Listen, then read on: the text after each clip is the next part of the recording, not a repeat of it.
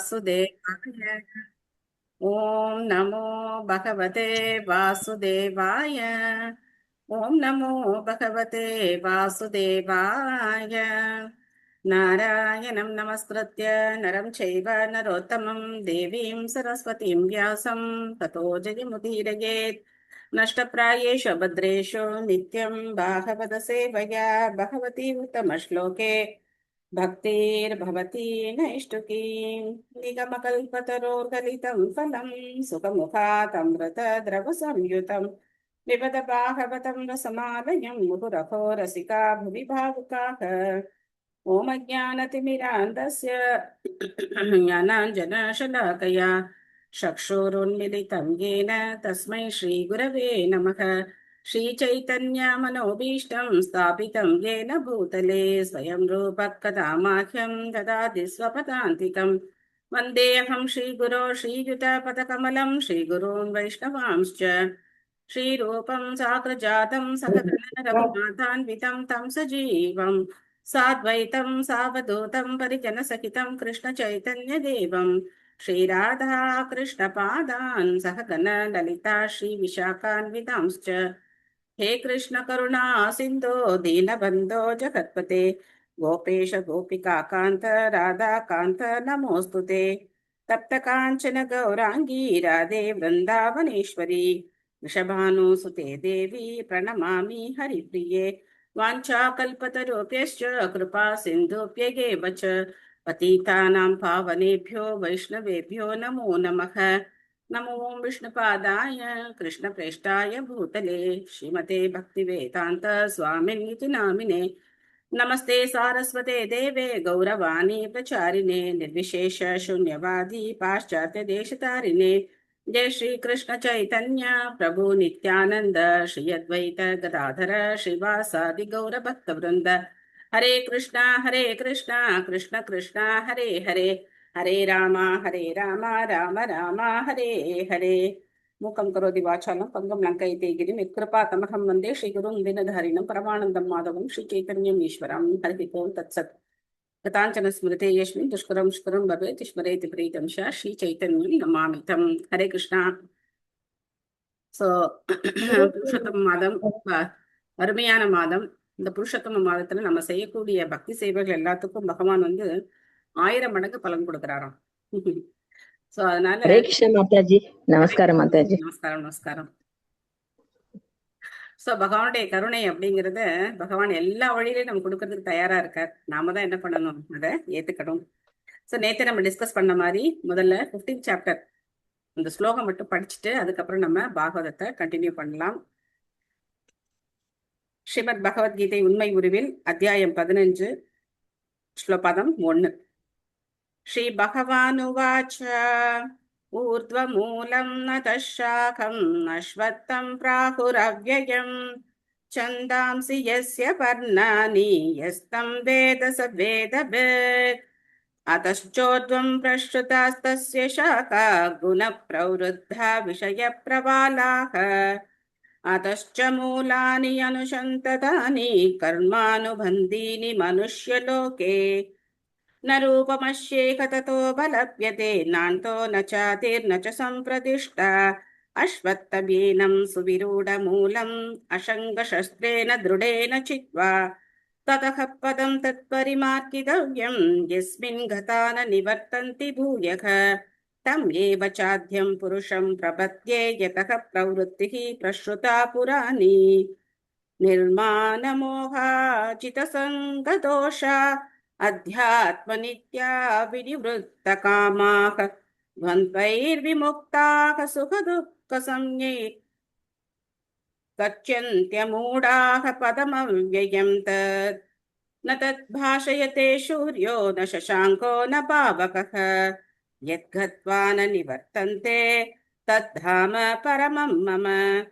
ममैवांशो जीवलोके जीवभूतः सनातनः मनःषष्ठानि इन्द्रियाणि प्रकृतिस्थानि कर्षति शरीरं यत्तवाप्नोति यच्चाप्युत्क्रामतीश्वरः गृहीत्वैतानि संयाति वायोर्गन्धानि वाशयात् श्रोत्रं चक्षुस्पर्शनं च रसनं घ्राणमेव च अधिष्ठाय मनश्चायं विषयान् उपसेवते उत्क्रामन्तं स्थितं वापि भुञ्जानं वा गुणान्वितं विमूढा नानुपश्यन्ति पश्यन्ति ज्ञानचक्षुषः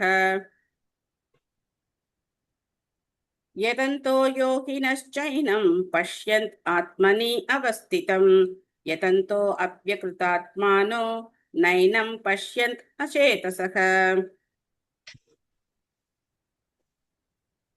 यत् आदित्यगतं तेजो जगत् भासयतेऽखिलं यच्चन्द्रमसि यच्चाग्नौ तत्तेजो विद्धि मामकम् गामाविश्य च भूतानां धारयामहमोजसा पुष्णामि शौषति सर्वा सोमो भूत्वा रसात्मकः अहं वैश्वानरो भूत्वा प्राणिनां देहमाश्रिताः प्राणापानसमायुक्तः पचाम्यन्नं चतुर्विधं सर्वस्य चाहं हृदि सन्निविष्टो मत्तस्मृतिर्ज्ञानमपोहनं च वेदैश्च सर्वैरहमेव वेद्यो वेदान्तकृद्वेदविदेव चाहम् द्वाविमौ पुरुषौ लोके शरक्षाक्षर एव च शरः सर्वाणि भूतानि कूटस्थोऽक्षर उच्यते उत्तमा पुरुषस्त्वन्यः परमात्मेति उदाहृतः यो लोकत्रयमाविश्य पिबत् अव्यय ईश्वरः यस्माक्षरम् अतितोऽहम् अक्षरात् अपि चोत्तमः अतोऽस्मि लोके ये वेदे च प्रदितः पुरुषोत्तमः यो माम् एवमसम्मूढो जानाति पुरुषोत्तमम् स सर्वविद् भजति माम् सर्वभावेन भारत इति गुह्यतमं शास्त्रम् इदम् उक्तं मया नघ एतद् बुद्ध्वा बुद्धिमान् स्यात् कृतकृत्यश्च भारत हरे कृष्ण कृष्ण कृष्ण हरे हरे हरे राम राम राम हरे हरे श्रीमद् भगवद गीता की जय श्रील प्रभुपाद की जय गौर प्रेमानंदे हरि हरि बोल ஸோ நீங்க வந்து டெய்லியும் கேட்க போறீங்க ஒரு ஸ்லோகத்தோட அர்த்தமும் கேட்க போறீங்க அது இல்லாம நீங்க வந்து மொழிபெயர்ப்பும் பொருளுரையும் வீட்டுல படிச்சிருங்க ஏன்னா நமக்கு அது படிக்கிறதுக்கு இப்போ இங்க நேரம் இல்லை ஒரு ஸ்லோகத்தை கூட மொழிபெயர்ப்பு பொருளை படிக்கலாம் அதுக்கப்புறம் யாராவது டெய்லி ரிசைட் பண்ணணும் ஒவ்வொருத்தரும் ஒவ்வொரு நாள் ரிசைட் பண்ணலாம் யார் ரிசைட் பண்ணணும்னு நினைக்கிறீங்களோ முதலையே சொல்லிட்டீங்க அப்படின்னாக்க அவங்க வந்து ரிசைட் பண்ணலாம் சரியா யார் ரிசைட் பண்ணணும்னு விரும்புறீங்களோ அவங்க குரூப்ல உங்க நேம் போட்டுருங்க போட்டீங்கன்னாக்க ஒவ்வொரு நாள் ஒவ்வொருத்தர் வந்து ரிசைட் பண்ணலாம் ஓகேவா இந்த அரேஞ்ச்மெண்ட் ஓகேவா okay Mataji okay okay Mataji இப்ப நாம பாகவதத்துக்குள்ள போலாம் சோ 3வது ஸ்கந்தம் 6வது அத்தியாயம் 2வது பதத்துல இருந்து நாம இன்னைக்கு ஆரம்பிக்கணும் தேவர்களுடைய பிரார்த்தனை முடிஞ்சு திரும்ப இப்போ வந்து படைப்பு அப்படிங்கிறத பத்தி மைத்ரேயர் சொல்ல போறார் அதான் நம்ம இன்னைக்கு பார்க்க போறோம் காலசஞ்சாம் ததா தேவிம் பிப்ரச்சக்திம் உருக்ரமக த்ரயோவிம்சதி தத்வானாம் கணம் யுகபத் ஆவிஷத் மொழிபெயர்ப்பு பொருளுரை வழங்கியவர் தேவதராச பக்தி வேதாந்த சுவாமி ஸ்ரீல பிரபுபாத் கி ஜெய் மொழிபெயர்ப்பு பரமசக்தி படைத்தவரான பகவான் பிறகு எல்லா மூலப்பொருட்களையும் கலக்கும் தமது புறச்சக்தியான காளி தேவியுடன் 23 மூலப்பொருட்களுக்குள் புகுந்தார் சோ காலம் காளி ரெண்டுக்கும் என்ன இருக்கு தொடர்பு இருக்கு காலசக்தி தான் என்னவா இருக்காங்க காளியா இருக்காங்க சோ அவங்களதான் நம்ம பல்வேறு வழிகள்ல வழிபடுறோம் இல்லையா பார்வதி அவங்கள தானே காளி அதுக்கப்புறம் மகமாயி அப்படின்லாம் சொல்லுவாங்க மகாமாயை தான் மகமாயி அப்படின்னு சொல்றாங்க சோ பார்வதி தேவியுடைய பல்வேறு ரூபங்கள் நம்ம வந்து பார்க்கலாம் உமா மாதாஜி படிக்கிறீங்களா படிக்கிறேன் மாதாஜி ஹரே கிருஷ்ணா மாதாஜி ஹரே கிருஷ்ணன் பிரபுபாதருக்கு ஜே ஜடத்தின் ஆதார பொருட்கள் 23 என கணக்கிடப்படுகின்றன மொத்த ஜடசக்தி பொய் அகங்காரம் ஓசை ஸ்பரிசம் உருவம் சுவை வாசனை மண் நீர் நெருப்பு காற்று ஆகாயம் கண் காது மூக்கு நாக்கு தோல் கை கால் மலம் கழிக்கும் உறுப்பு புறப்பால் உறுப்புகள், பேச்சு மற்றும் மனம், காலத்தின் உந்துதலால் இவை அனைத்தும் இணைக்கப்பட்டு பிறகு மீண்டும் காலப்போக்கில் கலைக்கப்படுகின்றன. எனவே பகவானின் சக்தியான காலம் பகவானின் உத்தரவுப்படி சுயமாக செயற்படுகிறது. காளி என்றழைக்கப்படும் இச்சக்தி பொதுவாக அறியாமை குணத்தில் உள்ளவர்களால் வழிபடப்படுகிறது. இந்த முறையாவது வேத மந்திரத்தில் மூல பிரகிருதி, அவிக்ருதிர், மகாத்யாத்யா, பிரகிருதி, விக்ருதய, சப்த ஷோடசகஸ்து விஹாரோ ந பிரகிருதி ந விக்ருதிக புருஷக என்று விவரிக்கப்படுகிறது. 23 மூலப்பொருட்களின் கலவையான ஜட இயற்கை படைப்பிற்குரிய முடிவான காரணம் அல்ல. பகவான் ஒவ்வொரு மூலப்பொருளிலும் புகுந்து காளி எனப்படும் அவரது சக்தியை பிரயோகம் செய்கிறார். எல்லா வேத நூல்களும் இக்கொள்கையைத்தான் ஏற்றுக்கொள்கின்றன.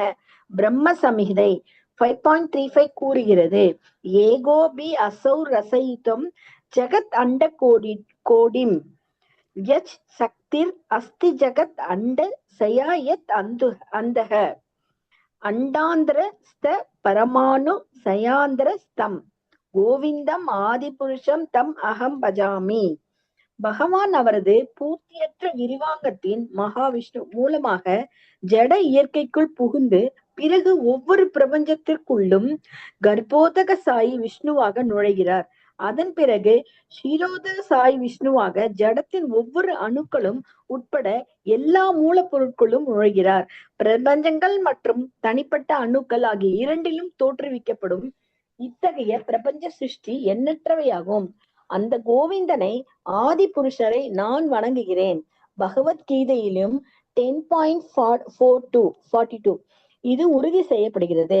அதவா பகுனை தேன கிம் ஞானேதே தவார்ச்சுனா விஷ்டப்பயாகம் இதம் கிருத்ஸ்தனம் ஏகாம் சேன ஸ்திதோ ஜகத். அர்ஜுனா, பல்வேறு வழிகளில் செயல்படும் எனது எண்ணற்ற சக்திகளை பற்றி அறிய வேண்டிய அவசியம் இல்லை. எனது பூர்த்தியற்ற விரிவங்கத்தினால் பரமாத்மா எல்லா பிரபஞ்சங்களுக்குள்ளும் எல்லா மூலப்பொருட்களுக்கும் நான் நுழைகிறேன். இவ்வாறாக சிருஷ்டி நடைபெறுகிறது. ஜட இயற்கை அற்புதமாக செயல்படுவதற்கு பகவான் ஸ்ரீ கிருஷ்ணர் தான் காரணம். இவ்வாறாக அவர் முடிவான காரணமாக அல்லது சர்வ காரணங்களுக்கும் காரணமாக விளங்குகிறார். Hare Krishna Mataji. Thanks Mataji. Thank you Mataji. So இப்ப நம்ம படிச்ச 15வது அத்தியாயத்துல ஒரு ஸ்லோகம் வருது. ஸ்ரோத்ரம் சக்ஷு ஸ்பர்ஷனம் ச ரசனம் கிரானமே வச்ச அதிஷ்டாய மனச்சாயம் விஷயான் உபசேவதே அப்படின்னு. இதெல்லாம் தொடர்பு. இந்த ஸ்லோகத்துக்கு அதுக்கெல்லாம் என்ன இருக்கு? தொடர்பு இருக்கு. ஸ்ரோத்ரம் அப்படின்னா கேட்கறதுக்கான சக்தி, சக்ஷு பார்வை, ஸ்பர்ஷனம் தொடு உணர்ச்சி.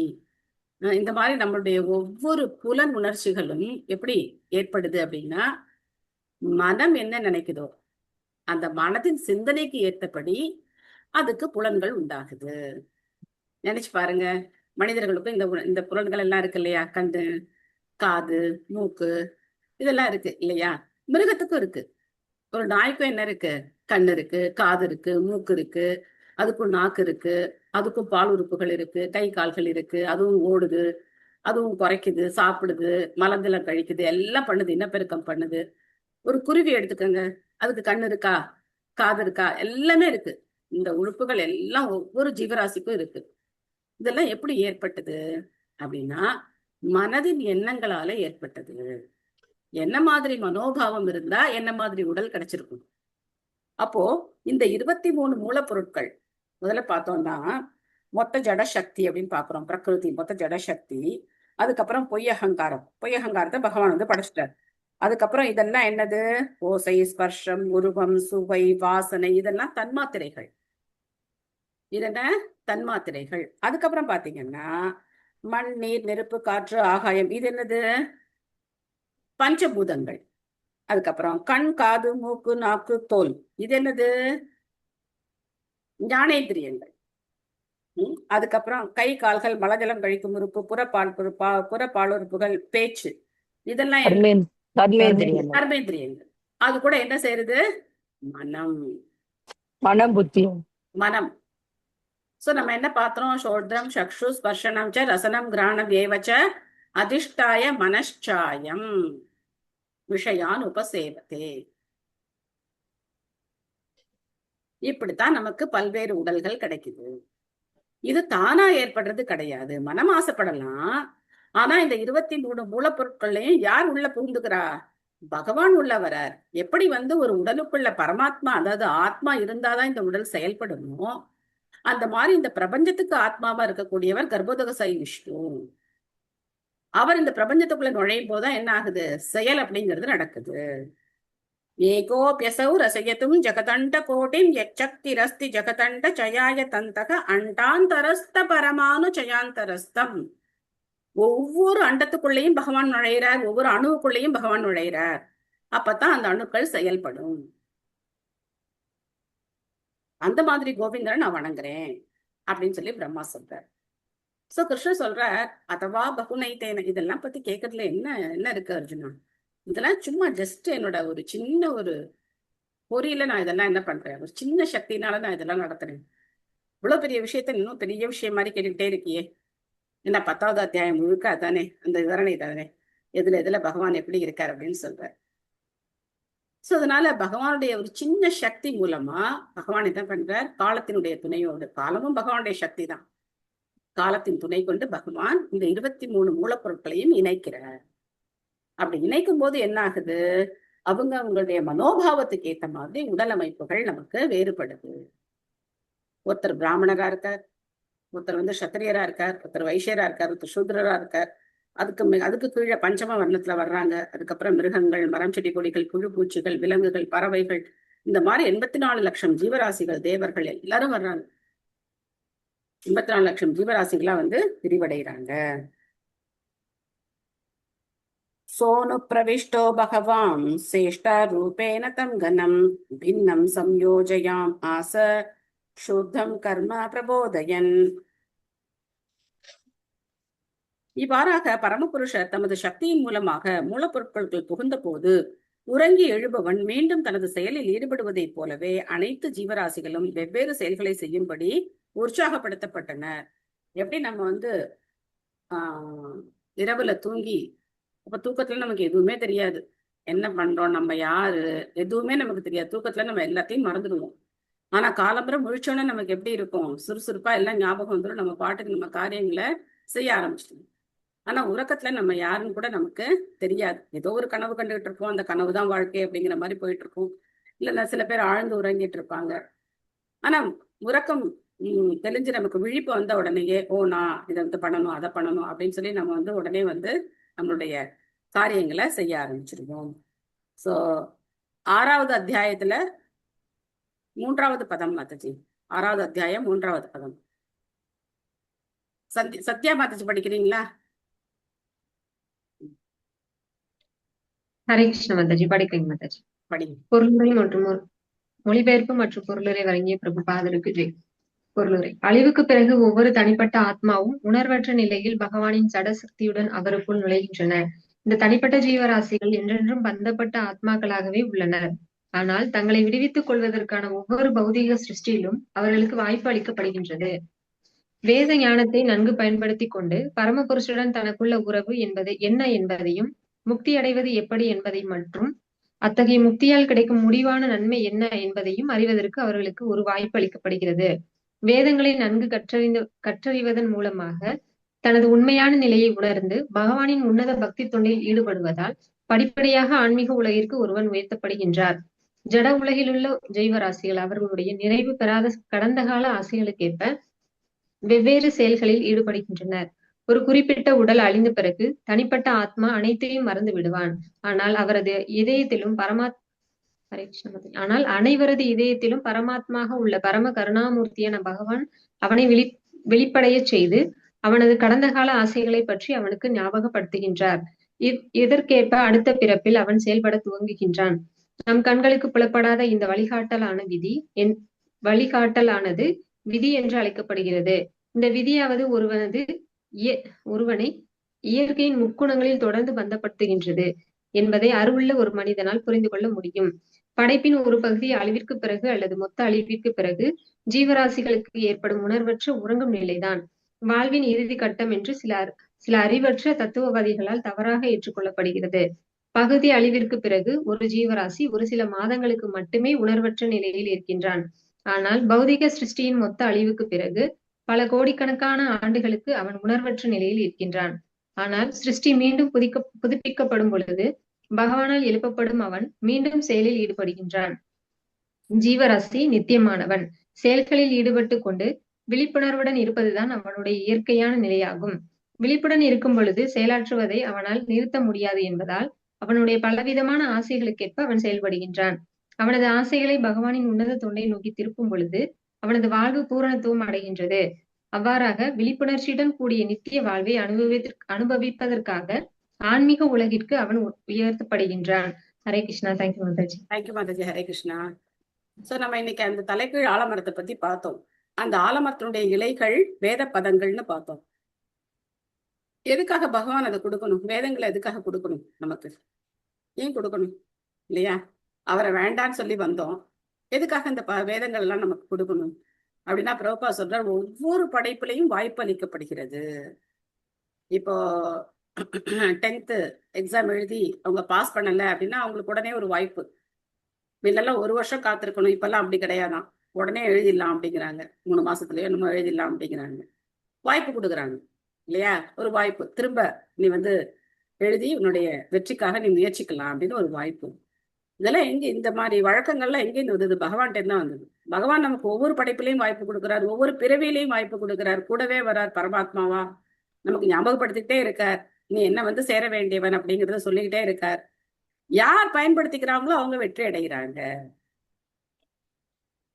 ஷரீரம் எத்தவாப்னோதி எச்சாப் யுத்கிராமதீஸ்வரக கிரஹீத் வைதானி சம்யாதி வாயூர் கந்தான் இவாஷயாத். எப்படி இந்த உடல் மாற்றம் நடக்குது? பகவான் அருமையான ஒரு அனாலஜி கொடுக்குறார். வாயூர் கந்தான் இவாஷயாத். வாயுனா எல்லாருக்கும் தெரியும், காற்று. கந்த அப்படின்னா நறுமணம். காற்றுனால எப்படி நறுமணம் சுமந்து செல்லப்படுதோ அந்த மாதிரி ஆத்மா ஒரு உடல்ல இருந்து இன்னொரு உடலுக்கு போகுது. எதனால? மனம் எப்படி நினைக்குதோ அதனால. சோ 2 விதமான அழிவுகளை பத்தி பிரபுபாதரிங்க சொல்ற. பகுதி அழிவு அப்படிங்கிறது பிரம்மாவோட ஒரு நாள்ல ஏற்படக்கூடிய அழிவு. அந்த டைம் ரொம்ப குறைச்சலான டைம். திரும்ப நமக்கு அடுத்து படைப்பு ஏற்பட்டுரும். ஆனா மொத்த அழிவுக்கு அப்புறம் பல கோடி ஆண்டுகள் நம்ம என்ன பண்ணணும்? உணர்வற்ற நிலையில பகவானுடைய உடல்லையே நம்ம இருக்கணும். ஆனா திரும்ப படைப்பு ஆரம்பிக்கும் போதும் நம்ம எங்க விட்டோமோ அங்கேருந்து தொடர்றதுக்கு பரமாத்மா நமக்கு உதவி செய்யறார். இப்போ தூங்கி எழுந்த உடனே மட்டும் நமக்கு ஞாபக சக்தி வர்றது எதனாலனா பரமாத்மாவால தான். நம்ம யாரு என்ன பண்ணணுங்கிற அது ஒரு செகண்ட்ல நமக்கு வந்துருது இல்லையா? கண்ணு முழிச்ச உடனே நம்ம ஒன்னும் யோசிக்கிறது இல்லை, நான் யாரு எங்க இருக்கேன்னா நம்ம யோசிக்கிறது இல்லை. அது மயக்கம்லாம் அப்படி வந்தாதான் அப்படி யோசிப்பாங்க. ஜென்ரலா நம்ம கண்ணு முழிச்ச உடனே நமக்கு டக்கு டக்கு டக்குன்னு எல்லாம் ஞாபகம் வந்துருது இல்லையா? சோ அந்த மாதிரி ஞாபகத்தை கொடுக்கறது யாரு? பரமாத்மா. நம்ம உறங்கும் போது நம்மள மறந்துடுறோம். ஆனா உறங்கி எழுந்த உடனே நமக்கு அந்த ஞாபக சக்தியை கொடுக்கிறவர் யாருன்னா பரமாத்மா. இப்ப மட்டும் இல்ல, கடைசியில போது சுவிட்ச் போட்டா லைட் டக்கு டக்கு எரியற மாதிரி. ஆமா, டக்கு டக்கு நமக்கு ஞாபகம் வந்துருது இல்லையா? டியூப்லைட் மாதிரி வர்றது இல்ல, உடனே வந்துருது. இந்த காலத்துல அந்த டியூப்லைட் எல்லாம் இல்ல, இந்த டியூப்லைட் எல்லாம் எடுத்துட்டாங்க. இப்ப டியூப்லைட் கூட பளிச்சுன்னு உடனே வந்துருது. முன்னாடிதான் அது ஒரு அப்படி சிமிட்டி சிமிட்டி சிமிட்டி அது வரதுக்கே 2 நிமிஷம் ஆகும். ஆனா இப்ப அப்படி கிடையாது, டக்கு டக்குன்னு எல்லாம் எரிஞ்சிருது. கண்டுபிடிச்சிட்டாங்க. அது மாதிரி நம்மளுடைய ஞாபக சக்தியை கொடுக்கறது யாரு? பரமாத்மா. சோ அதனால தூங்கி எழுந்த உடனே கண்ணு முழிக்கிறோமா, முதல்ல ஓம ஜானத்து அந்த சிங்க நாஞ்சன சிலாகையா சக்ஷூர், அதுக்கு பல் தேக்கணும்லாம் கிடையாது, வாய்ப்பு புளிக்கணும்னு கிடையாது. மனசுல நம்ம என்ன பண்ண ஆரம்பிச்சிடணும்? பிரபுபாடைய பிரணாமத்துல சொல்லி, பச்சத்தத்துவ சொல்லி, ஹரே கிருஷ்ண மந்திரம் சொல்லிட்டு, இந்த நாளை எனக்கு கொடுத்துருக்கீங்களே கிருஷ்ணா, உங்களுடைய சேவையில நான் இந்த நாளை கழிக்கணும் அப்படிங்கிற பிரார்த்தனையோட நம்ம எழுந்துக்கணும். அதுக்குதான் பரமாத்மா அந்த ஞாபக சக்தி கொடுக்குறார். பரமாத்மா எதுக்கு அந்த ஞாபக சக்தி கொடுக்குறார்? நாம அவருக்கு சேவை செய்யணும். இந்த நாள் நமக்கு கிடைச்சிருக்கு, அதுக்கு நன்றியோட நம்ம பகவானுக்கு நன்றி சொல்லிட்டு நம்ம இந்த நாளை தொடங்கணும். பிரபுத்த கர்மா தெய்வேன த்ரியோ விம்சதிகோ கனக பிரேரேரிதோ ஜனயத் ஸ்வாபீர் மத்யாபீர் அதிபூருஷம். பகவானின் விருப்பத்தால் 23 முக்கிய மூலப்பொருட்களும் செயல்பட தூண்டப்படும் பொழுது பகவானின் பிரம்மாண்டமான பிரபஞ்ச ரூபம் அல்லது விஸ்வரூபம் தோற்றத்திற்கு வந்தது. ஏற்கனவே நம்ம பார்த்தோம், பகவானுடைய விஸ்வரூபத்தை பல விதமா பார்த்திருக்கோம். விஸ்வரூபத்துல தலைகள் பிராமணர்கள்னும் அவருடைய கரங்கள் யாரு? சத்திரியர். Very good, சத்திரியர்.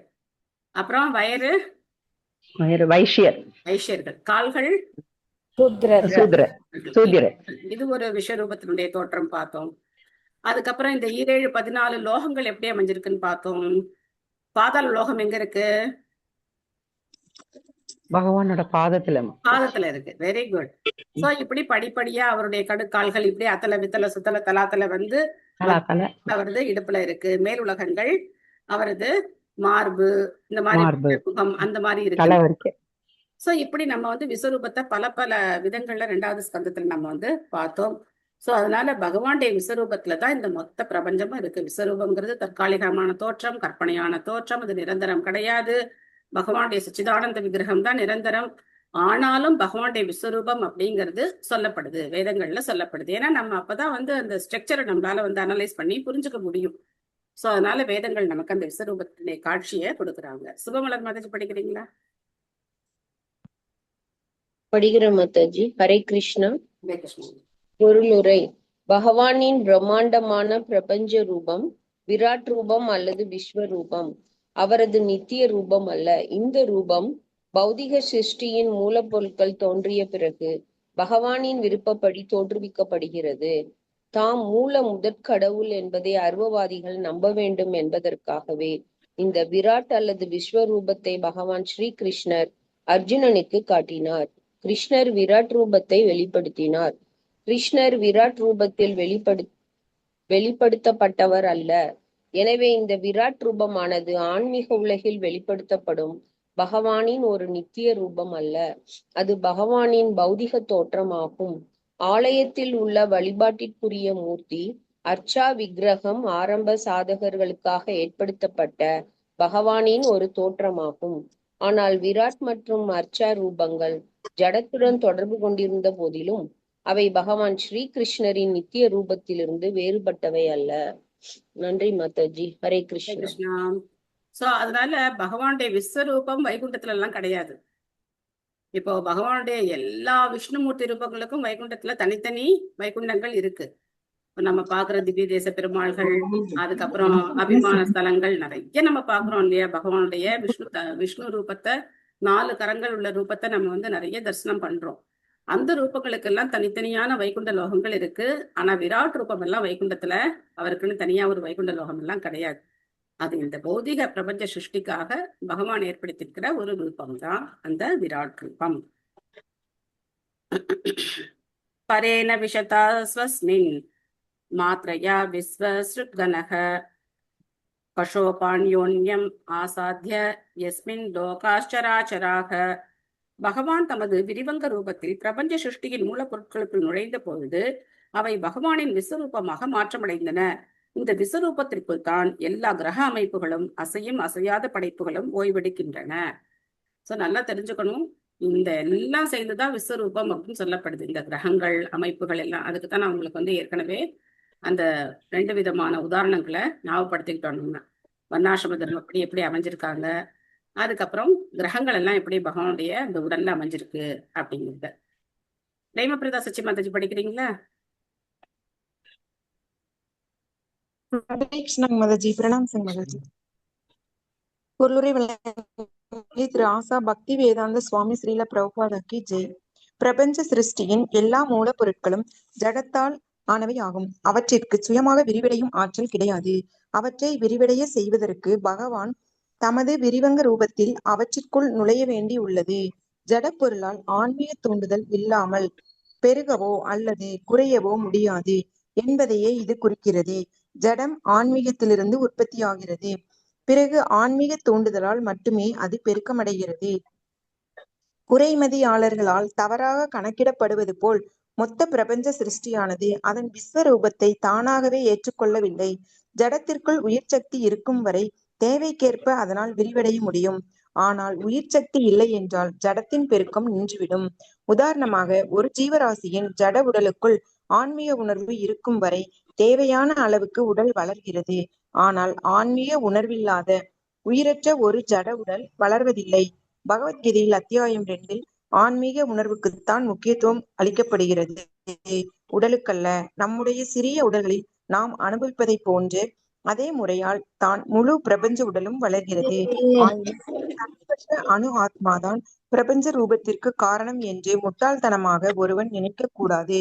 விராட் ரூபத்தினுள் பகவான் அவரது விரிவங்க அம்சத்தில் இருப்பதால்தான் அப்பிரபஞ்ச ரூபம் விராட் ரூபம் என்று அழைக்கப்படுகிறது.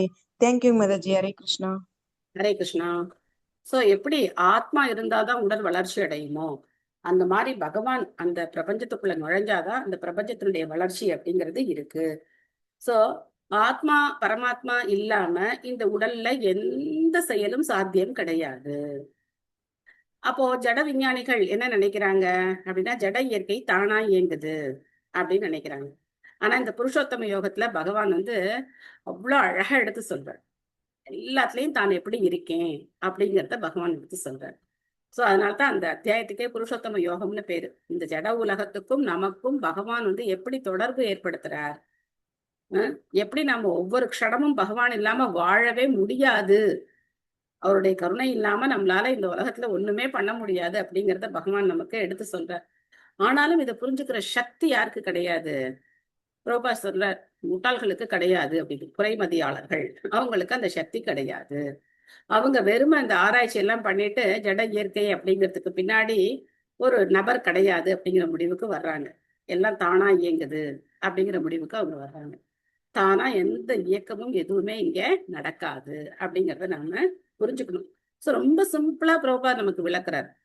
அவங்களால ஆத்மாவே நம்ப முடியல, எங்கேருந்து பரமாத்மா அதுக்கப்புறம் பகவானை நம்புறது இல்லையா? ஆத்மாவோட இருப்பே நம்ப முடியலையே. சோ நேத்து கூட ஒரு லெக்சர்ல கேட்டேன், விஞ்ஞானிகள் என்ன சொல்லிட்டு இருக்காங்களாம், ஒரு பெரிய தொழிலதிபர்கிட்ட அவர் இறந்துட்டாரு, அவருடைய உடலை இவங்க பதப்படுத்தி வச்சுப்பாங்களாம். இன்னும் 50-60 வருஷத்துல என்ன கண்டுபிடிச்சிருவாங்களாம், மரணம் இல்லாத வாழ்க்கையை கண்டுபிடிச்சு அந்த மருந்து அவருடைய உடலை செலுத்தி அவர் திரும்ப உயிர்ப்பிச்சிருவாங்களாம். அதே அவர் நம்புறார். அதையும் நம்பி அவங்களுக்கு கோடி கோடியா கொடுக்குறார். ஓகே, நீங்க கண்டுபிடிச்சு திரும்ப எனக்கு அந்த மருந்து செலுத்தி என்னை திரும்ப நீங்க உயிரோட கொண்டு வந்துருங்க அப்படின்னு சொல்லி அந்த மருந்துக்கு அவர் பணம் கொடுக்குறாரு. இந்த முட்டாள்லாம் இந்த உலகத்துல இருக்காங்க. ஆனா கோவில் திருப்பணி கொடுங்கன்னா என்ன சொல்லுவாங்க? வேஸ்ட், இதெல்லாம் வேஸ்ட், நீங்க பண்றதுக்கு இவங்களுக்கெல்லாம் நன்மை செய்யலாம், ஏழைகளுக்கெல்லாம் நன்மை செய்யலாம் அப்படின்னு சொல்லுவாங்க. இவங்க ஆராய்ச்சியை நிறுத்தினாலே போதும், எல்லாருக்கும் நன்மை, பெரிய நன்மை. பகவான் இருக்கார் அப்படிங்கறத ஒத்துக்கிட்டாலே போதும், மிகப்பெரிய நன்மை. ஹிரண்மயக ச புருஷ சஹஸ்ர பரிவத்சரான் அண்டகோஷ உவாசாப்சு சர்வ சத்வோபப்ருஹிதக. ஹிரண்மயம் எனப்படும் பிரம்மாண்டமான விராட் புருஷர் 1000 தேவ ஆண்டுகளுக்கு பிரபஞ்ச நீரின் மேல் வாழ்ந்தார். அனைத்து ஜீவராசிகளும் கூட அவருடன் ஒடுங்கி கிடந்தன. சோ இதுக்கு எங்க டீச்சர் காரணம் எல்லாம் கேட்கக்கூடாதுன்னு சொல்லிட்டார். எதுக்காக 1000 வருஷம் அவர் இருந்தார் அப்படின்னு கேட்கக்கூடாது அப்படின்னு. அவங்களுக்குலாம் ஆச்சரியமா இருந்தது. ஏன் பிரபு அப்படி கேட்கக்கூடாதுன்னு சொல்றீங்க அப்படின்னு சொல்லி கேட்டோம். அவர் என்ன சொன்னார், நீ இட்லி மாவு அரைச்சி வைக்கிறல்ல, ஏன் அது புளிக்கிறதுக்கு 8 hours ஆகுது? காரணம் கேட்பியா? ஏன் இட்லி மாவு புளிக்கிறதுக்கு 8 hours ஆகுதுன்னு கேட்பியா? கேட்க மாட்டேன்ல. அது அப்படிதான், அது புளிக்கணும்னா 8 மணி நேரம் 6 மணி நேரம் ஆகும். ஒரு இடத்துல பாத்தீங்க, நமக்கு இப்ப வின்டர் டயத்துல எல்லாம் மாயப்பூர்ல புளிக்கவே புளிக்காது, 2 நாள் ஆகும் புளிக்கிறதுக்கு. சம்மர்ல பார்த்தோம்னா 4 மணி நேரத்துல புளிச்சு வந்துடும். மத்தியானம் 1 மணிக்கு அரைச்சி வச்சோம்னா ராத்திரி பார்த்தா புஷ்ன்னு 10 மணிக்கு நம்ம பார்த்தோம் அப்படின்னா அது பொங்கி வந்திருக்கும். திரும்ப அதை கலந்து ஃப்ரிட்ஜுக்குள்ள எடுத்து வச்சுட்டு தான் படுக்கணும், இல்லைன்னா மறுநாள் ரொம்ப புளிப்பாயிடும். ஆனா இதே வின்டர்ல நீங்க காலையில அரைச்சி வச்சா கூட மறுநாள் காலையிலேயே அது அப்படியே இருக்கும், சாம அப்படியே இருக்கும், அசைஞ்சிருக்கவே அசைஞ்சிருக்காது. ஸோ அது வெயில் படுற இடத்துல எங்கேயாவது கொண்டு போய் வைக்கணும். அப்படி வச்சாதான் கொஞ்சமாவது அது மாவு மேல வரும். ஸோ எனக்கு ரொம்ப பிடிச்சிருந்தது அந்த ஆன்சர். ஆஹா, எவ்வளவு அழகா ஆன்சர் சொல்ற. ஏன்னா சில விஷயங்கள்லாம் நம்ம என்ன பண்ண முடியாது, ஆராய்ச்சி பண்ணியெல்லாம் நம்மளால அதெல்லாம் புரிஞ்சுக்கிறதுனா அது ரொம்ப கஷ்டமான காரியம். ஆனா பகவான் அதை பண்ற. 1000 வருஷம் அப்படி படுத்திருக்கார் ஜாலியா. அவருக்கு அது என்ன கிடையாது, 1000 வருஷம் எல்லாம் கிடையாது, நமக்கு தான் 1000 வருஷம். அவருக்கு ஒரு க்ஷணம் தான் அது. அவரை பொறுத்த வரைக்கும் அது ஜஸ்ட் லைக் தட். அப்படி அவருக்கு ஒரு க்ஷணம் அவருக்கு போயிடுது. மீனா மாதாஜி படிக்கிறீங்களா?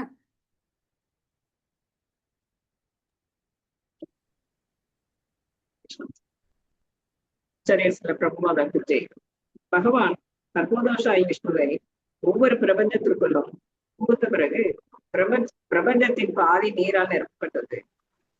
நம் கண்களுக்கு புலப்படக்கூடிய கிரக அமைப்புகள், விண்வெளி முதலானவை மொத்த பிரபஞ்சத்தின் ஒரு பகுதியின் மட்டுமே ஆகும். பிரபஞ்ச தோற்றம் நிகழ்வதற்கு முன்பும் பிரபஞ்சத்திற்குள் விஷ்ணு பிரவேசித்த பிறகும் 1000 தேவ ஆண்டுகளுக்கு அனைத்தும் நீடிக்கின்றன. மகத்தத்துவத்தின் கர்ப்பத்திற்குள் புகுத்தப்பட்ட எல்லா ஜீவராசிகளும் பிரம்மா பிறக்கும் வரை கர்ப்போதசாய் விஷ்ணுக்குள் ஒடுங்கி கிடக்கின்றன. பிரம்மா பிரபஞ்சத்தின் தோன்றிய முதல் ஜீவராசி ஆவார். அவரிலிருந்துதான் மற்ற எல்லா தேவர்களும் உயிரினங்களும் பிறக்கின்றன. மனித குலத்தின் தந்தை என்பதால் மானிட வர்க்கம் சமஸ்கிருதத்தில் மானுஷ்ய என்று அழைக்கப்படுகிறது. வெவ்வேறு உடல் தகுதிகளை கொண்ட மானிட வர்க்கம் பல்வேறு கிரக அமைப்புக்கிடையில் பரவியுள்ளது. தேங்க்யூ மாதாஜி. ஹரே கிருஷ்ணா. சோ இந்த மாதிரி 1000 வருஷம் நம்ம பகவானுடைய ஒடுங்கி கிடக்கும். அதுக்கப்புறம் தான் படைப்பு அப்படிங்கிறத பகவான் ஆரம்பிக்கிறார். பிரம்மா வரார், பிரம்மா கிட்ட இருந்து படைப்பு அப்படிங்கிறது 2ஆம் நிலை படைப்பு. சர்க்கம் பார்த்தோம். சர்க்க விசர்க்க ஸ்தானம் போஷணம் உதய 10 விஷயங்களை பத்தி நம்ம பார்த்தோம். சோ முதல் நிலை படைப்பு சர்க்கம், 2ஆம் நிலை படைப்பு விசர்க்கம். அந்த விசர்க்கத்தை பிரம்மா வந்ததுக்கு அப்புறம் தான் செய்யறார். இப்ப புரியுதா? அந்த தேவர்கள் படைப்புக்கு முன்னால வந்த தேவர்கள்னு புரியுதா? இன்னும் பிரம்மாவே பிறக்கல பாருங்க. சோ இன்னும் பிரம்மாவே வரல இல்லையா? கர்ப்பதோசாய் விஷ்ணுடைய நாபிகமலத்துல இருந்து இன்னும் பிரம்மாவே வரல. அப்போ அந்த தேவர்கள் யாரு? படைப்புக்கு முன்னால் படைக்கப்பட்ட தேவர்கள். பிரபஞ்ச படைப்புக்கு முன்னால் பகவானால படைக்கப்பட்ட தேவர்கள். சோ அந்த தேவர்கள் என்ன பண்றாங்க? இந்த 23 மூலப்பொருட்களை எல்லாம் அவங்களால என்ன பண்ண முடியல, ஒண்ணு சேர்ந்து அவங்களால எதுவும் செய்ய முடியல. எப்படி செயல்படணும்னு அவங்களுக்கு தெரியல. அதனால பகவானை பிரார்த்தனை பண்ணாங்க. அந்த பிரார்த்தனை கேட்டதுக்கு அப்புறம் பகவான் பாக்குறார், ஓ இவங்களால இதை பண்ண முடியல அப்படின்னு சொல்லிட்டு அவர் காலசக்தியோட அந்த அணுக்களுக்குள்ள நுழையிறார். அதுக்கப்புறம் வளர்ச்சி அப்படிங்கிறது ஏற்படுது. திரும்பவும் பகவான் என்ன பண்றார்? ஒரு 1000 வருஷம் சாம விட்டுறார். அதுக்கப்புறம் தான் படைப்பு அப்படிங்கிறது துவங்குது. சோ இதெல்லாம் பகவத்கீதையில இந்த 15வது அத்தியாயத்துல ரொம்ப ஷார்ட்டா சொல்லிட்டார் பகவான். டக்கு டக்கு டக்கு டக்குன்னு முடிச்சுட்டு போயிட்டார். ஆனா பாகவதம் அதனுடைய விரிவங்கம். பாகவதம் அப்படிங்கிறது பகவத்கீதையினுடைய விரிவங்கம். சோ பகவான் சொல்லிட்டார், ஏத்தாதித்ய கதம் ஜேதோ ஜெகத் பாசயத்தே கிளம் அதெல்லாம் சொல்லிட்டார். அதுக்கப்புறம் பாத்தீங்கன்னா இந்த ஸ்லோகம் வருது இல்லையா, சூரியன் சந்திரன் எல்லாத்துக்கும் ஒளியா நான் தான் இருக்கேன் அப்படின்னு சொல்லிட்டார். பட் அதெல்லாம் எப்படி படைக்கிறார் அப்படிங்கிறத நம்ம பாகவதத்துலதான் பார்ப்போம். சோ எப்படி படைப்பு ஏற்பட்டது, பிரபஞ்சங்கள் எல்லாம் எப்படி தோன்றியது, கிரகங்கள் எப்படி தோன்றியது, இதெல்லாம் நம்ம பாகவதத்துல தான் விரிவா படிக்கணும். சவை விஸ்வஸ்ருஜாம் கர்ப்போ தேவ கர்மாத்மா சக்திமான் விபபாஜாத்மனாத்மானம் ஏகதா தசதா திருதா. பிரம்மாண்டமான விராட் ரூபத்தின் வடிவில் இருந்த மகத்தத்துவத்தின் மொத்த சக்தியான பகவான் தாமாகவே தம்மை ஜீவராசிகளின் உணர்வாகவும் செயல்களை கொண்ட வாழ்வாகவும் மற்றும் தேகாபிமானமாகவும் வகுத்து கொண்டார். இம்மூன்று முறையே 1ஆகவும் 10ஆகவும் மற்றும் 3ஆகவும் மேலும் வகுக்கப்படுகின்றன. சோ இந்த நம்முடைய எல்லா உணர்வுகளுக்கும் காரணமும் பகவான் தான். நம்மளுடைய உணர்வுக்கும் காரணம் பகவான் தான்.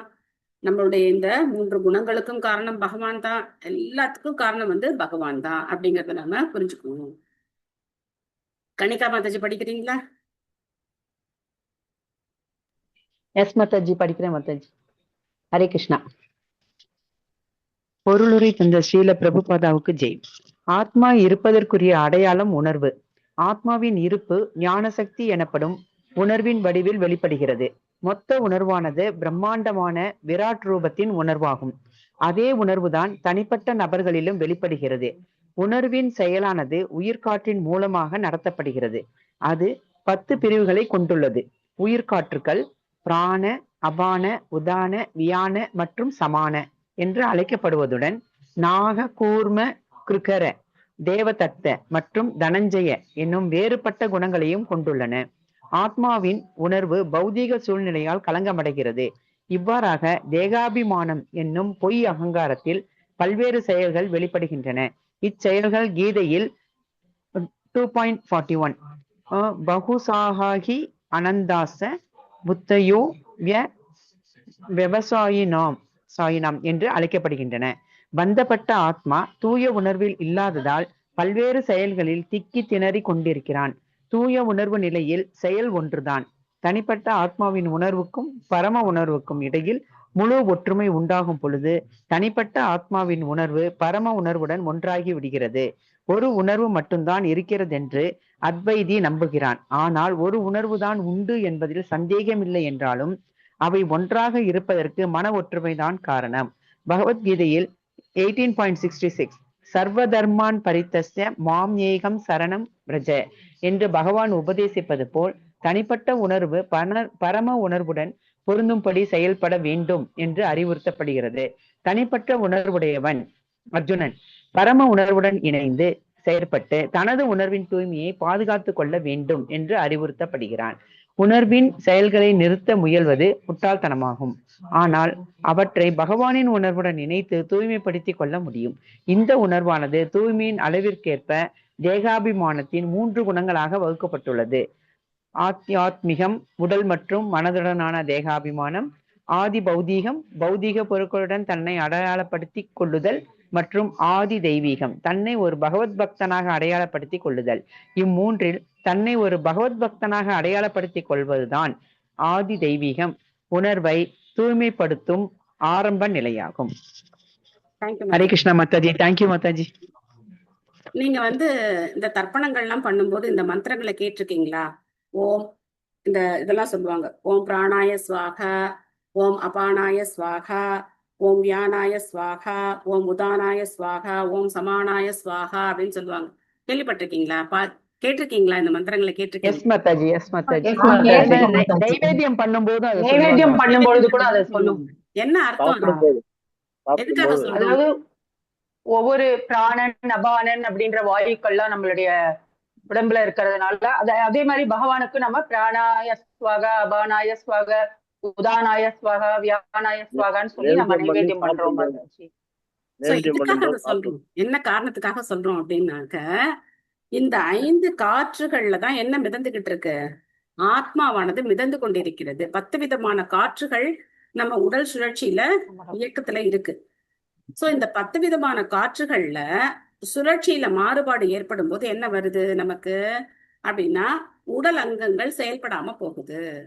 பக்கவாதம் வருது, நரம்பு தளர்ச்சி வர்றது, பலவிதமான நோய்களுக்கு காரணமா இருக்கிறது எது? காற்றினுடைய சுழற்சி தடைப்படுறதுனால ஏற்படுது. சோ அதனால என்ன பண்றாங்க? பிராணாயாமத்தை பயிற்சி பண்ணணும் அப்படின்னு சொல்லப்படுது. பிராணாயாமத்தை பயிற்சி பண்ணும்போது மூச்சு கட்டுப்படுத்தி நம்ம பூரக, கும்பக, ரேச்சக அந்த மாதிரி நிலைகள் எல்லாம் பிராணாயாமத்தை நம்ம பயிற்சி பண்ணும்போது உடல்ல காற்றினுடைய சுழற்சி சரியா இருக்கும்போது நம்மளுடைய உடல் செயல்பாடு அப்படிங்கிறது நல்ல முறையில இருக்கும் அப்படின்லாம் எதிர்பார்க்கப்படுது. ஆனா நம்ம ஹரே கிருஷ்ண மகாமந்திரம் சொல்லும் போதே நமக்கு என்ன ஆயிடுது அப்படின்னா, இந்த மூச்சு பயிற்சி எல்லாம் தானாவே நமக்கு வந்துடுது. பண்ணக்கூடாதுன்னு கிடையாது, பண்ணிதான் ஆகணும் அப்படிங்கிறது கிடையாது. உடல் நோய் இருக்கிறவங்க இந்த பிராணாயாம பயிற்சி எல்லாம் பண்றது நல்லதுதான். ஆனா முறைப்படி கத்துக்கிட்டு நம்ம சரியான முறையில பண்ணணும், அதுவும் ரொம்ப முக்கியம். சோ எதுக்காக இந்த மந்திரங்களை சொல்றோம் அப்படின்னாக்க, இந்த இந்த 5 வகையான காற்றுகளை எல்லாம் பகவானுக்கு அர்ப்பணம் செய்து தூய ஆத்மாவை நம்ம அதுல இருந்து பிரிக்கிறோம். நம்ம இந்த மாதிரி ஸ்வாகா அப்படின்னு சொன்னா இது உங்களுக்கு அர்ப்பணம் அப்படின்னு சொல்லி அர்ப்பணம் பண்ணி, ஏன்னா ஆத்மா தனிப்பட்ட முறையில இருந்தா மட்டுமே என்ன செய்ய முடியும்? பகவானுடைய லோகத்துக்கு போக முடியும். மனம் புத்தி அகங்காரத்தோட அது கலந்து இருக்கும் போது இன்னொரு உடலுக்கு தான் போகும். நம்ம இறக்கும் போது எந்த சரீரத்தை நம்ம விடுறோம்? ஸ்தூல சரீரத்தை மட்டும்தான் விடுறோம். சூட்சும சரீரத்தை நம்ம விடல நம்ம. அப்போ அந்த சூட்சும சரீரத்துக்குள்ள என்ன இருக்கு? ஆத்மா உள்ளுக்குள்ள இருக்கு, மனம் புத்தி அகங்காரம் அதை சூழ்ந்து இருக்கு.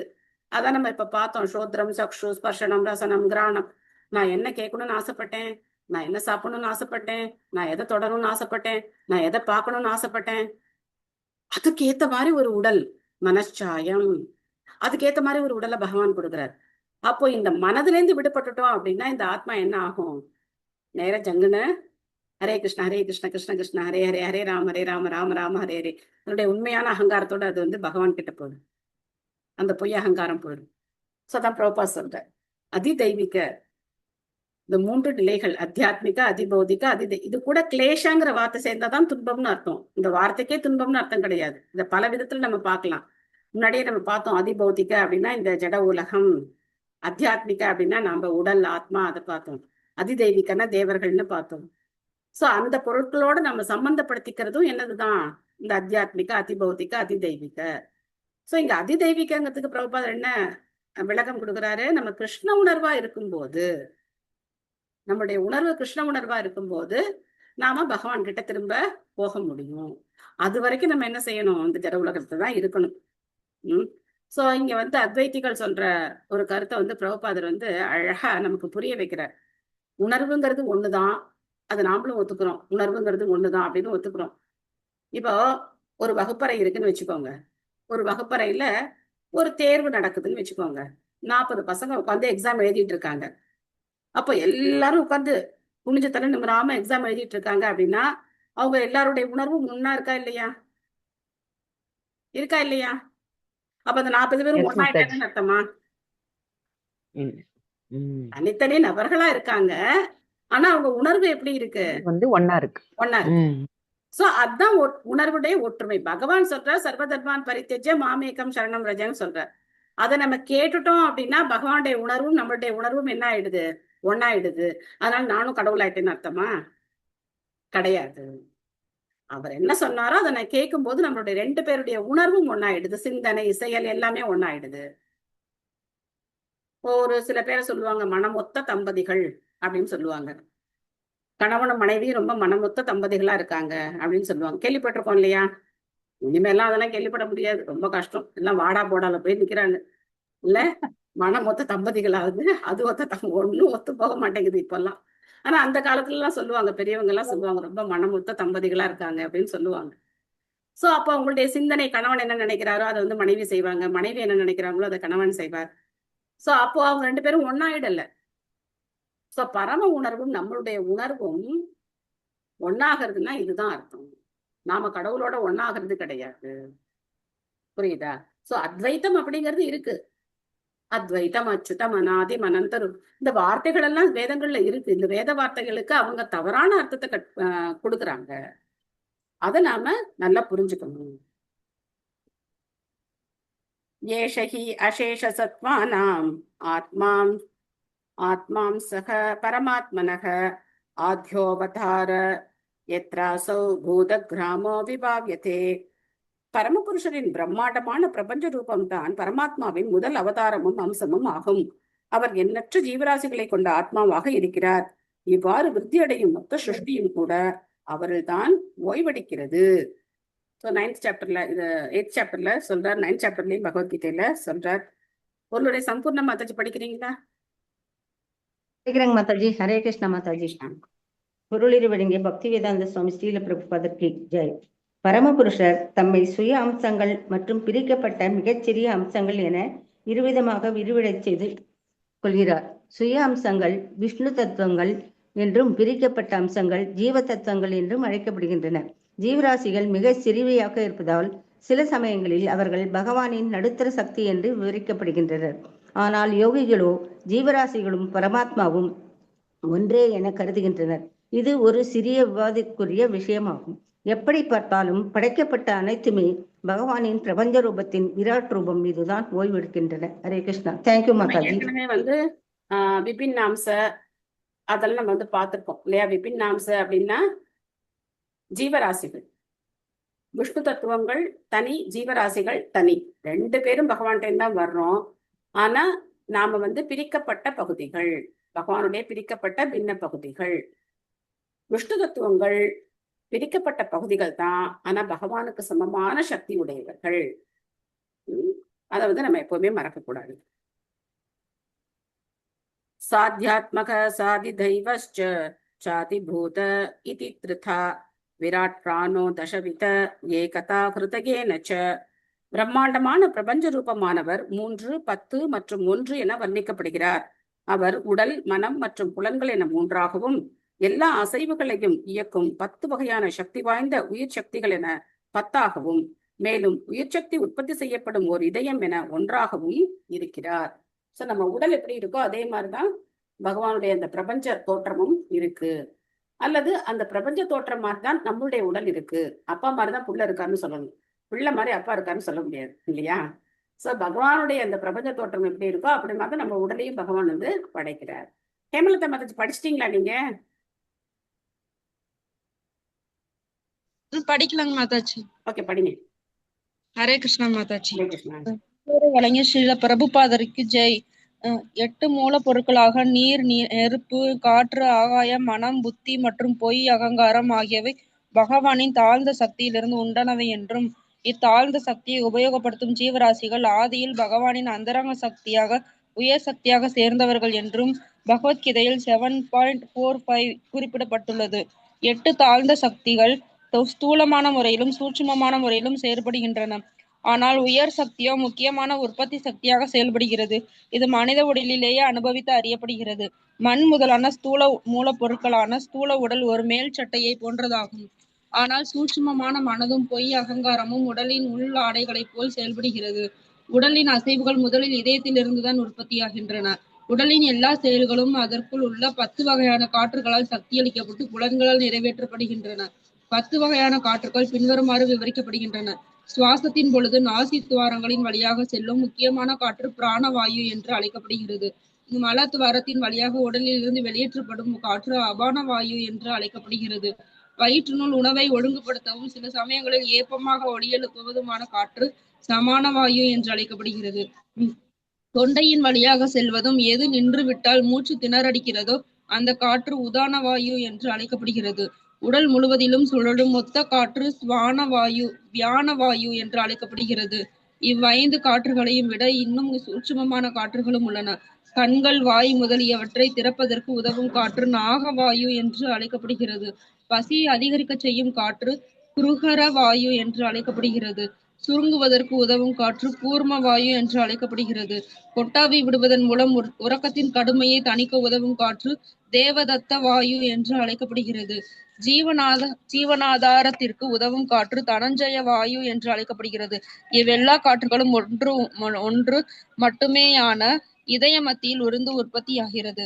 மத்திய சக்தியான இது உடலில் உள்ள ஆத்மாவுடன் பரமாத்மாவாக அமர்ந்திருப்பவரும் ஜீவராசிகளுக்கு வழிகாட்டியாக இருப்பவருமான பகவானின் உயர் சக்தியாகும். இது பகவத்கீதையில் 15.15 பின்வருமாக விவரிக்கப்படுகிறது.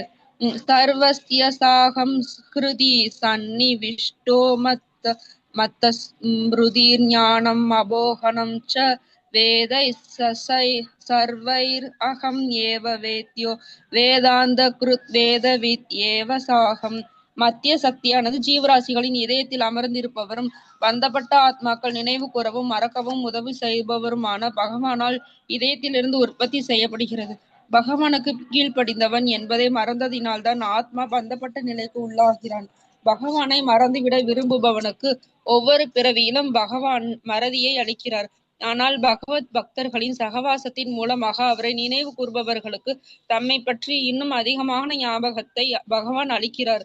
இவ்வாறாக பந்தப்பட்ட ஆத்மாக்களால் இறுதியில் பரமபதத்தை சென்றடைய முடியும். பகவானால் உதவி செய்யப்படும் இம்முறையானது பகவத்கீதையில் 10.10 பின்வருமாறு விவரிக்கப்படுகிறது. தேஷாம் சதத யுக்தானாம் பஜதாம் பிரீதி பூர்வகம் ததாமி புத்தியோகம் தம் ஏன மாம் உபயாந்தி தே. புத்தியோகம் எனப்படும் பக்தி தொண்டு முறையினால் மட்டுமே ஒருவரை பந்தப்பட்ட நிலையிலிருந்து உயர்த்த முடியும். ஜீவராசிகளின் பந்தப்பட்ட நிலையானது மிக பெரியதொரு இயந்திரத்தின் அடியில் ஒரு மனிதன் சிக்கி கொண்டிருப்பதை போன்றதாகும். மன கற்பனையாளர்களால் பற்பல பிறவிகளுக்கு பிறகுதான் புத்தியோக நிலையை அடைய முடியும். ஆனால் மனதை விட மேல் நிலையில் உள்ள புத்தியின் படித்தரத்திலிருந்து துவங்கும் புத்திசாலி தன்னுணர்வில் வேகமாக முன்னேறுகிறான். புத்தியோக முறையானது எந்த சமயத்திலும் சீரழிவை பற்றி பயத்தையோ வீழ்ச்சியை பற்றிய பயத்தையோ உண்டாக்குவதில்லை என்பதால் இதுதான் தன்னுணர்விற்கு உத்தரவாதம் அளிக்கும் வழியாகும். இது பகவத்கீதை 2.40 உறுதி செய்யப்பட்டுள்ளது. ஸ்வேதாஸ்வரதர் உபனிஷத்தம் குறிப்பிடுவது போல் ஒரு மரத்தில் அமர்ந்துள்ள இரு பறவைகள் ஆத்மாவும் பரமாத்மாவும் ஆகும் என்பதை மனக்கற்பனையாளர்கள் புரிந்து கொள்ள முடிவதில்லை. தனிப்பட்ட ஆத்மா மரத்தில் உள்ள கனிகளை உண்கிறது. ஆனால் மற்ற பறவையோ பழங்களை உண்ணாமல் அவற்றை உண்பதில் ஈடுபட்டுள்ள பறவையின் செயல்களுக்கு ஒரு சாட்சியாக மட்டுமே இருக்கிறது. சாட்சி பெற எவ்வித பற்றும் இல்லாமல் உண்ணும் பறவை அதன் கர்மங்களை செய்ய உதவுகிறது. ஆத்மாவிற்கும் பரமாத்மாவிற்கும் அல்லது பகவானுக்கும் ஜீவராசிக்கும் இடையே இவ்வேறுபாட்டை புரிந்து கொள்ள முடியாதவன் இப்பிரபஞ்ச இயந்திரத்தில் இன்னமும் சிக்கி கொண்டு இருக்கிறான் என்பது நிச்சயம். இவ்வாறாக இவன் பந்தத்திலிருந்து விடுபட வேண்டிய நாளுக்காக இன்னும் காத்திருக்க வேண்டும். ஜெய் கிருஷ்ணா. ஹரே கிருஷ்ணா. நன்றி மாதாஜி. தேங்க்யூ மாதாஜி. நடுவுல மூச்சு விட்டீங்களா இல்லையா?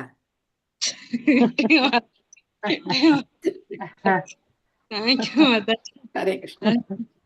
சோ இந்த 10 விதமான காற்றுக்களுடைய இயக்கம் நம்ம உடல்ல எப்படி இருக்கணும்? கண்ணு சிமிட்டணும்னா கூட என்ன தேவையா இருக்கு? காற்றினுடைய இயக்கம் தேவையானது. சோ அதனால கண்ணு சிமிட்ட முடியாம போகுது அப்படின்னா அந்த காற்று அங்க சரியா செயல்படல அப்படின்னு அர்த்தம். பலவிதமான நோய்களுக்கு, உடல் நோய்களுக்கு காரணமா இருக்கக்கூடியது இந்த காற்று. இந்த காற்றினுடைய சுழற்சியை நாம எப்படி பண்ணிக்கணும் அப்படின்னாக்கா சரியான முறையில மெயின்டைன் பண்ணணும். எதுக்காக உடலை மெயின்டைன் பண்ணணும் அப்படின்னா பகவானுடைய சேவையில ஈடுபடுறதுக்காக உடலை நாம நல்ல முறையில அதை பராமரிக்கிறது நம்மளுடைய கடமை. சோ பகவான் நம்ம இதயத்துல இருக்க. நீங்க யாராவது பிரெக்னெண்டா இருக்காங்க அப்படின்னாக்க முதல்ல ஸ்கேன் பண்ணும்போது என்ன சொல்றாங்க? ஹார்ட் பீட் நல்லா இருக்கு. கேட்டுக்கோங்கள இத ஃபர்ஸ்ட் அந்த ஒரு மாசம் ஆன உடனே இப்பெல்லாம் ஸ்கேன் பண்ணிடுறாங்க. அப்ப என்ன சொல்றாங்க? ஹார்ட் பீட் முதல்ல எது உற்பத்தி ஆகுது? இதய துடிப்பு தான் அங்க உற்பத்தி ஆகுது. பாருங்க, இதெல்லாம் இப்ப கண்டுபிடிச்சிருக்காங்க. ஆனா பாகவதம் அப்படிங்கிறது 5000 வருஷங்களுக்கு முன்னாடி இன்னும் பல பல கோடான கோடி பிரபஞ்சங்கள்லாம் எப்போ உற்பத்தி ஆச்சோ அப்போ சொல்லப்பட்டது. அப்போ இதை நம்ம நம்பணுமா நம்ப வேண்டாமா? இன்றைய விஞ்ஞானத்தை நம்புறவங்க ஏன் நம்முடைய சாஸ்திரங்களை நம்ப மாட்டேங்கிறாங்க? அறியாமை. பிரபுபா சொல்றாரு, அவங்களால என்ன பண்ண முடியாது, இந்த ஜட இயந்திரத்துல இருந்து அவங்களால வெளியில வர முடியாது, சிக்கிக்கிட்டு தவிக்கிறாங்க அப்படிங்கிறத சொல்றாரு. சோ அந்த சிக்கல்ல இருந்து அவங்களால வெளியில வர முடியாது அப்படிங்கிறத சொல்றாரு. ஸ்மரன் விஸ்வஸ்ருஜம் ஈஷோ விஜ்ஞாபிதம் அதோக்ஷஜக விராஜம் அதபத் ஸ்வேன தேஜசைஷாம் விவருத்தையே. பரமபுருஷர் பிரபஞ்ச தோற்றத்தை நிர்மாணிக்கும் தொழில் ஒப்படைக்கப்பட்டுள்ள எல்லா தேவர்களுக்கும் பரமாத்மாவாக இருக்கிறார். தேவர்களால் இவ்வாறு வேண்டப்பட்ட பகவான் தமக்குள் சிந்தித்தவாறு தேவர்களின் புரிந்துணர்வுக்காக தமது பிரம்மாண்ட ரூபத்தை தோற்றுவித்தார். சோ தேவர்களுடைய இதயத்திலையும் பகவான் பரமாத்மாவா இருக்கார். அதை நம்ம புரிஞ்சுக்கணும். நம்ம இதயத்துல மட்டும் கிடையாது, தேவர்களுடைய இதயத்திலையும் பகவான், அதே பகவான் பரமாத்மாவா இருக்கார். கலாவதி மாதாஜி படிக்கிறீங்களா? படிக்கிறேங்க மாதாஜி. ஹரே கிருஷ்ணா. ஹரே கிருஷ்ணா. பொருளுரை வழங்கிய பிரபுபாதருக்கு ஜெய். அருவவாதிகள் பகவானின் பிரம்மாண்டமான பிரபஞ்ச ரூபத்தினால் வசீகரிக்கப்பட்டுள்ளனர். அவர்கள் பிரம்மாண்டமான இத்தோற்றத்திற்கு பின்னால் ஆளும் சக்தி ஒன்று உள்ளது என்பதை வெறும் கற்பனை என்று எண்ணுகின்றனர். ஆனால் புத்திசாலிகளால் உயர்ந்த ஆளும் சக்தி ஒன்று இருப்பதை புரிந்து கொள்ள முடிகிறது. உதாரணமாக, தனிப்பட்ட மனித உடல் தாயின் கர்ப்பத்திலிருந்து சுதந்திரமாக விருத்தியடைவதில்லை. ஆனால் ஜீவராசியான ஆத்மா அவ்வுடலுக்குள் இருப்பதால் தான் அதன் வளர்ச்சி ஏற்படுகிறது. ஜீவராசி இல்லாமல் ஒரு ஜட உடலால் தானாக விருத்தியடையவோ அல்லது வடிவத்தை ஏற்கவோ முடியாது. ஏதேனும் ஒரு ஜடப்பொருள் விருத்தி அடைவது போல் காணப்படுமானால் அதற்குள் ஒரு ஆன்மீக ஆத்மா இருக்கிறது என்பதை புரிந்து கொள்ள வேண்டும். குழந்தையின் உடல் விருத்தி அடைவதைப் போலவேதான் பிரம்மாண்டமான பிரபஞ்சமும் படிப்படியாக விருத்தி அடைந்துள்ளது. எனவே உன்னத புருஷர் பிரபஞ்சத்திற்குள் நுழைகிறார் என்ற கருத்து நியாயமானதுதான். பௌதிகவாதிகளால் இதயத்தில் உள்ள ஆத்மாவையும் பரமாத்மாவையும் கண்டறிய முடியாது என்பதைப் போலவே அறிவு பற்றாக்குறையின் காரணத்தினால் பிரபஞ்சத்திற்கு காரணம் பரமாத்மா என்பதையும் அவர்களால் காண முடிவதில்லை. எனவேதான் பகவான் வார்த்தைக்கும் மனதிற்கும் அப்பாற்பட்டவர், பவான் மானச கோஷர என்று விவரிக்கப்படுகிறார். மனக்கற்பனையாளர்கள் அறிவு பற்றாக்குறையின் காரணத்தால் பரமபுருஷரை தங்களது வார்த்தைகள் மற்றும் மனங்களின் கட்டுப்பாட்டின் கீழ் கொண்டு வர முயல்கின்றனர். ஆனால் அவ்வளவு சுலபமாக புரிந்து கொள்ளப்பட பகவான் மறுத்து விடுகிறார். இத்தகைய கற்பனையாளர்களிடம் பகவானின் மகத்துவத்தை அளவிடுவதற்கு தகுந்த மனதோ அல்லது வார்த்தைகளோ கிடையாது. பகவான் குறையுடைய நமது புலனறிவுக்கு அப்பாற்பட்டவர், அதோக்ஷஜ என்று அழைக்கப்படுகிறார். பகவானின் உன்னத நாமத்தை அல்லது உருவத்தை ஒருவனால் மனக்கற்பனையால் தெரிந்து கொள்ள முடியாது. குறையுடைய புலன்களை கொண்ட பௌதீக தத்துவ மேதைகளால் பகவானை பற்றி கற்பனை செய்யவும் இயலாது. பகவானை பற்றி அறிய முயலும் இத்தகைய திமிர் பிடித்த தத்துவ மேதைகள் கிணற்று தவளையுடன் ஒப்பிடப்படுகின்றனர். பிரம்மாண்டமான பசிபிக் சமுத்திரத்தை பற்றி ஒரு கிணற்று தவளைக்கு அறிவிக்கப்பட்டது. அத்தவளையும் பசிபிக் சமுத்திரத்தின் நீளத்தையும் அகலத்தையும் அளவிட அல்லது புரிந்து கொள்ள தன் உடலை உப்பச் செய்ய ஆரம்பித்து இறுதியில் உடல் வெடித்து இறந்தது. PhD தத்துவ மேதை எனும் பட்டத்திற்கு ஆங்கிலத்தில் பிளாக் டிபார்ட்மெண்ட், உளவு தொழில் இலாக்கா என்று மற்றொரு அர்த்தமும் உண்டு. இது நெல் வயலை உழுபவர்களுக்குரிய ஒரு பட்டமாகும். பிரபஞ்ச தோற்றத்தையும் அதற்கு பின்னால் உள்ள காரணத்தையும் அறிந்து கொள்ள முயலும் நெல்வயலில் உள்ள உழவர்களின் முயற்சியானது பசிபிக் சமுத்திரத்தின் அளவை கணக்கிடும் ஒரு கிணற்றுத் தவளையின் முயற்சியுடன் ஒப்பிடப்படுகிறது. பகவானின் உன்னத அன்பு தொண்டில் ஈடுபட்டு பணிவுடன் நடந்து கொள்ளும் ஒரு நபருக்கு மட்டுமே பகவானால் தம்மை வெளிப்படுத்தி கொள்ள முடியும். பிரபஞ்ச சிருஷ்டிக்குரிய மூலப்பொருட்களையும் பகுதி பொருட்களையும் ஆளும் தேவர்கள் பகவானின் வழிகாட்டுதலுக்காக அவரிடம் வேண்டினர். இவ்வாறாக பகவான் அர்ஜுனனின் வேண்டுகோளுக்கிணங்க காட்டி அருளிய தமது விஸ்வரூபத்தை தோற்றுவித்தார். Hare Krishna. Thank you Mataji. Thank you Mataji. Thank you Mataji. So நம்மளுடைய மனக்கற்பனையினாலேயோ இல்லைன்னா வார்த்தை ஜாலத்தினாலேயோ பகவானை புரிஞ்சுக்க முடியாது. எவ்வளவு கற்பனை பண்ணாலும் சரி அவங்களால அதை புரிஞ்சுக்க முடியாது. இத புரிஞ்சுக்கணுங்கிற எண்ணமே வர்றது கிடையாது, யாருக்கும் வர்றது கிடையாது. ஜென்ரலா மக்கள் எப்படி இருக்கும், கோயிலுக்கு போனோமா, சாமி கும்பிட்டோமா, விளக்கேத்தனமா, பூஜை பண்ணோமா, தேங்காய் உடைச்சோமா, அங்க என்ன பார்த்தோமா, பேசினோமா, வந்தோமா, முடிஞ்சு போச்சு. நம்ம எதுல பிஸியா இருக்கோம்? நம்மளுடைய பௌதிக காரியங்களை தான் நம்ம பிஸியா இருக்கோம் இல்லையா? அதுக்கு பல திட்டங்கள்லாம் தீட்டிட்டு இருக்கோம். ஆனா ஆன்மீகவாதிகள் அப்படிங்கிற பேர்ல இருக்கக்கூடியவங்க கூட அவங்களால கூட வேதம்லாம் படிக்கிறாங்க, ஆராய்ச்சி பண்றாங்க, தவம் செய்யறாங்க, யோக பயிற்சி பண்றாங்க. அவங்களாலாம் புரிஞ்சுக்க முடியாது.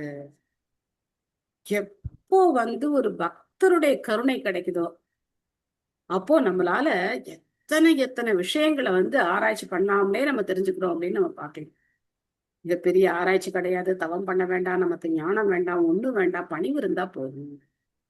கேள்வி கேட்கக்கூடாதுன்னு அர்த்தம் கிடையாது. புரிஞ்சுக்கிறதுக்காக கேள்வி கேட்டு நம்ம அந்த விஷயத்துல புரிஞ்சுக்கணும். நம்பிக்கை வேணும், பகவான் மேல நமக்கு நம்பிக்கை வேணும். சோ அழகா பிரபா சொல்ற, எப்படி ஒரு தாயினுடைய வயிற்றுல ஒரு கரு வளர்ச்சி அடையணும்னா அங்க ஆத்மா இருந்தாதான் வளர்ச்சி அடையும். ஆத்மா இல்லைன்னா வளர்ச்சி கிடையாது. அந்த மாதிரி இந்த பிரபஞ்சமும் வளர்ச்சி அடையணும் அப்படின்னாக்க அங்க பகவான் தன்னுடைய விஸ்வரூபம் விராட் ரூபத்தின் மூலமா அந்த வளர்ச்சியை ஏற்படுத்துறார் அப்படிங்கிறத சொல்றார். சோ இங்க பிரபா சொல்ற, இந்த டாக்டர் ஃப்ராக் அப்படின்னு அடிக்கடி சொல்வார். ஒரு தவளை இருந்துச்சான் ஒரு கிணத்துல, அதுக்கு இன்னொரு ஃப்ரெண்டு ஒரு தவளை இருந்துச்சான். அந்த ஃப்ரெண்டு தவளை எதை பார்த்துட்டு வந்துச்சான்? பசிபிக் சமுத்திரத்தை பார்த்துட்டு வந்துச்சான். அந்த தவளை இதுகிட்ட சொல்லிச்சான். என்ன சொல்லிச்சான்?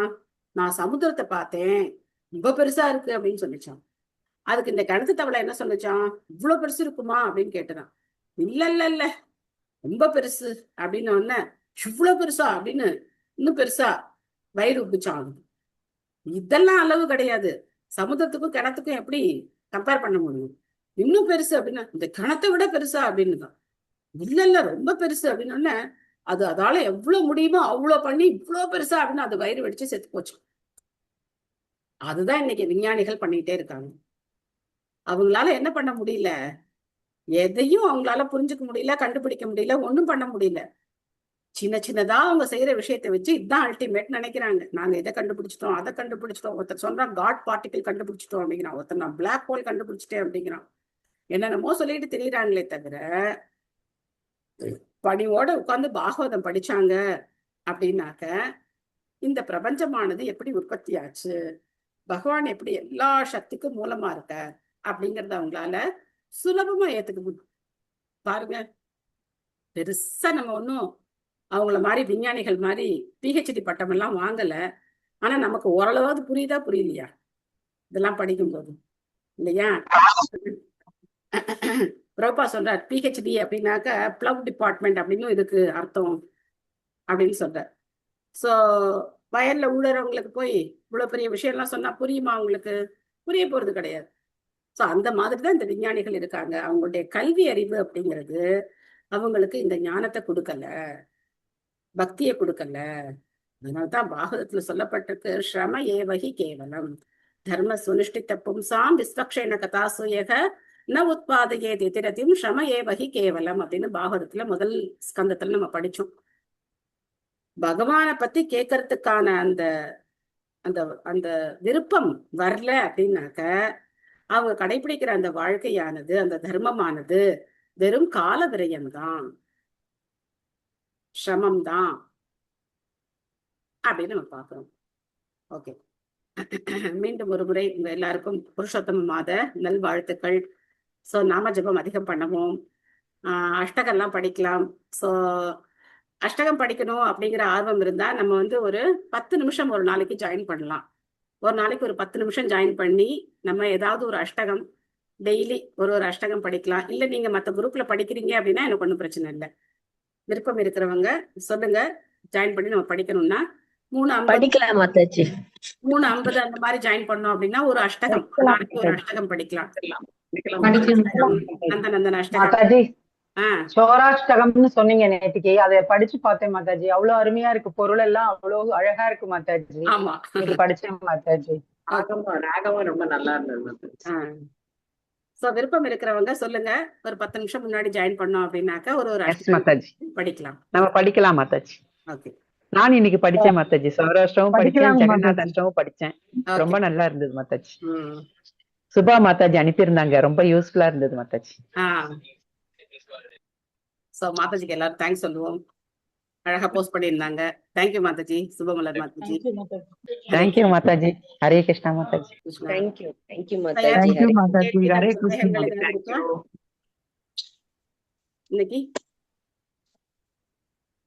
ஓகே. வாஞ்சா கல்பத்தருபேஷ்ச கிருபா சிந்துभ्यैव च पतितानां पावनेभ्यो वैष्णवेभ्यो नमो नमः. अनंत कोटि वैष्णव वृंद की जय, श्री प्रभुपाद की जय, पुरुषोत्तम मंत्र की जय, गौर नित्यानंदे। हरि हरि बोल. हरे कृष्णा.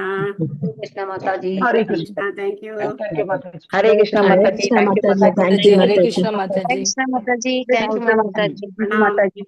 हरे कृष्णा. மாதாஜி நாளைக்கு அப்ப சீக்கிரம் வந்துரும் மாதாஜி. ஓகே, 3:50. ஓகே, ஆமா மாதாஜி. எஸ் மாதாஜி.